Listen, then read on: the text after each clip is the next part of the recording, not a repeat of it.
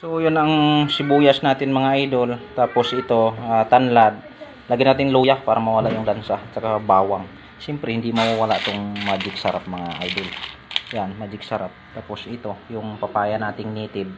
Tapos ito din yung manok natin na native. Yan na yung native manok natin. Tapos haluan natin siya ng munggo. Yung munggo pinakuluan ko na siya para hindi na siya matagal lagain. So yan ang mga panghalo natin mga idol.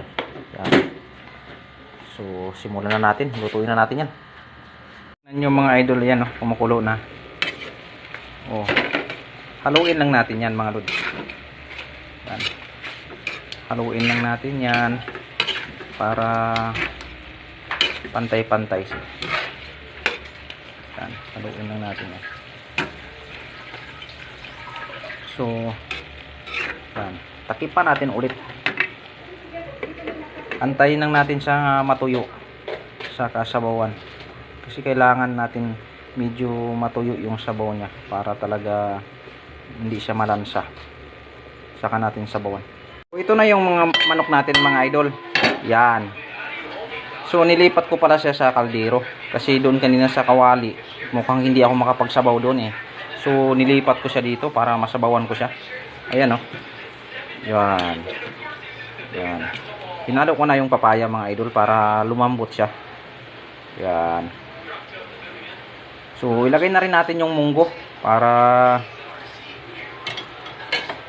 mag-absorb na rin yung lasa. So ilagay natin yung munggo mga idol. Paabot nga ako ng munggo na.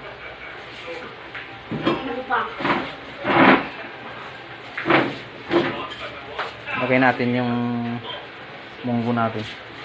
So ito yung munggo natin kanina. Yan halo na natin yan. Yan.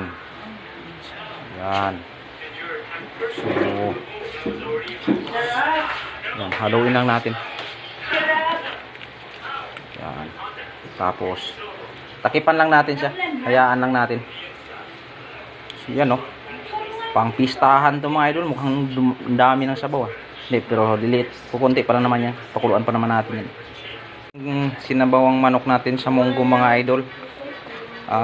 Malapit ng maluto idol. So makakain na tayo.